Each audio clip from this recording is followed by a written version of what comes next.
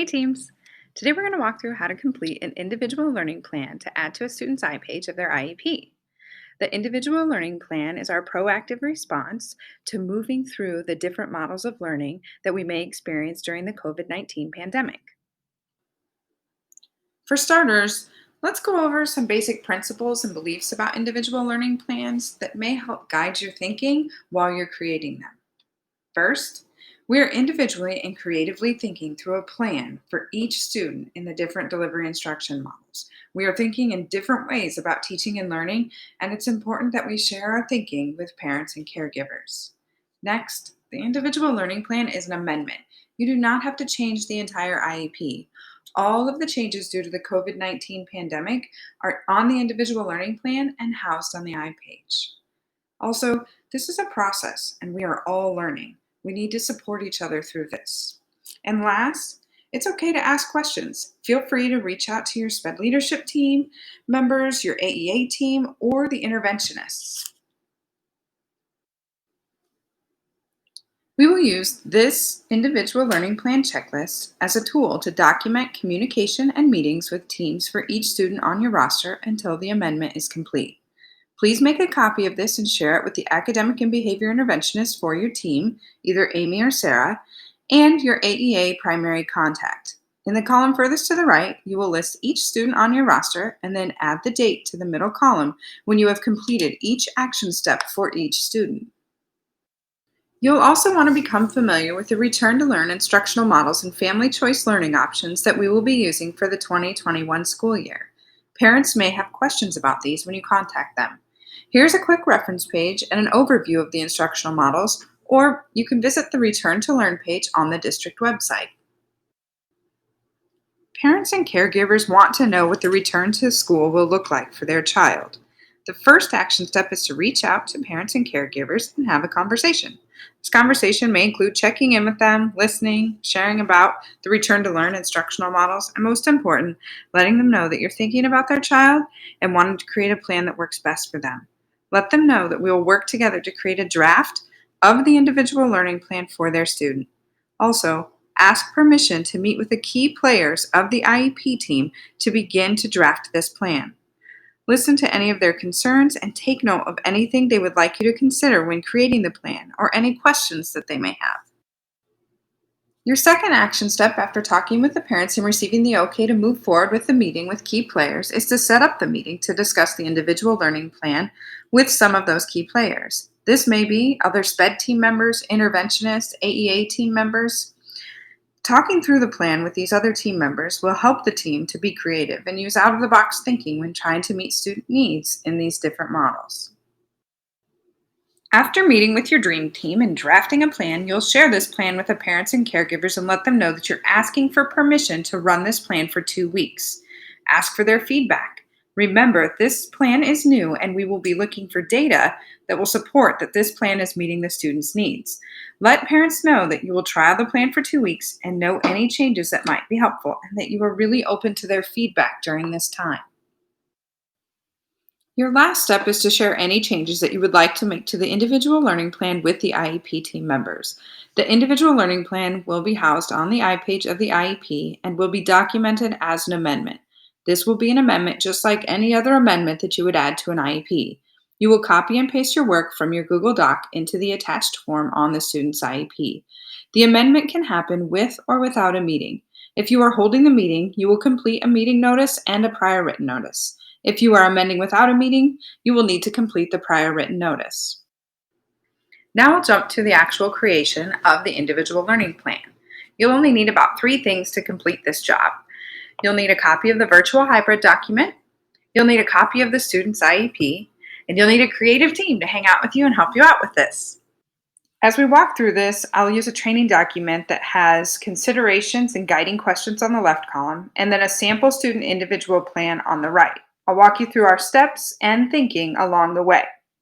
The first section of the individual learning plan pertains to the general education services.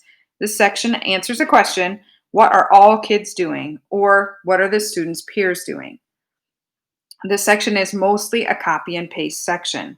You will notice the highlighted portion is from the district's instructional models. You will copy and paste that into both the hybrid and online section.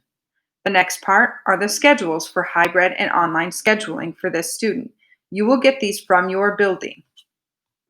For those of you working in our level 3 programs, you will notice that the general education portion of this may look a little different. We will provide you with a sample copy of an individual learning plan from a student in a level 3 program. The next section of the individual learning plan is the accessibility section. We are answering the question, what needs are unique to the student for virtual and hybrid learning? You will want to work from the accommodations and modifications on the student's F page of their IEP and decide if they need to be changed in either model or if the student may need some new accommodations and modifications in these models. On the individual learning plan, you only need to document additions and changes to the original plan. Do not repeat information that is listed on the F page of the original IEP. In the example in the right column, you will state how the student will participate in each delivery model. This can be done using one of the stems that is provided off to the right. A student may attend this model with access to the accommodations outlined in their IEP, or a student may attend this model with access to the accommodations outlined in their IEP and some changes or additions made to these accommodations, or maybe the student is not able to attend the hybrid model as outlined in the UCSD services, and they may need to do in-person instruction daily. Something to note here is that when we are in the virtual model of instruction, all students will be virtual. Your team may create a new and unique way for a student to access a model of instructions. These samples are simply a guide. The needs section of the individual learning plan relates to health and the student's behavior plan. You will identify how health needs will be addressed in collaboration with your team and the school nurse, and how the behavior intervention plan will need to be changed or addressed in each of the models. In the sample to the right, we have planned for this student to need breakout rooms, visual supports at home, and a change in the behavior goal monitoring. Some things to think about are how associate support might look different, changes to any of the goals that you might need to make, or changes to instruction that may occur. In the services section of the individual learning plan, we are asking ourselves what changes and services will occur during the hybrid and virtual models. You'll want to describe when instruction will occur and for how long in each of these models. Some considerations while making these decisions are the virtual schedule is a shortened schedule, so there are less available minutes to provide SDI. You'll also want to consider writing monthly minutes to allow for more flexibility. You'll want to consider having associates help with some repeated practice and routines. And you'll also want to think about the amount of time a student can or should be expected to attend to virtual instruction. In the student sample of the individual learning plan, the student's minutes have been shortened to address the predicted amount of time the student can attend to online instruction. This student has 45 minutes of reading instruction daily on their IEP plan. This has been decreased by 300 minutes to account for the change in schedule and their attention. The student also has repeated practice from an additional adult written into their individual learning plan. In the goals section, we are answering the question, how will the student's goals be addressed and progress monitored in the virtual and hybrid models? The goals and progress monitoring only need to be documented if there is a change to the goal or how it is being monitored. Most likely, progress monitoring will look different in the virtual portion. Some things to consider in this section might be, how will the student have access to the materials needed for the progress monitoring? Behavior data may need to be monitored in a different way or for shorter amounts of times, such as interval recording only being taken during a short interval throughout the day. And we could also consider only monitoring on the days that the student is seen in person on the hybrid model. In the final section, the additional considerations, you will share any other information that is important to the implementation of the IEP.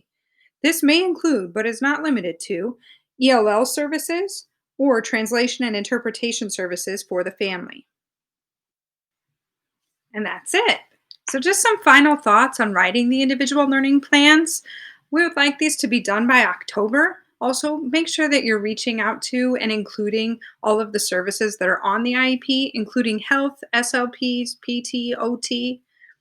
And again, if you need any help with anything, please reach out. We're a team and we will get through this together.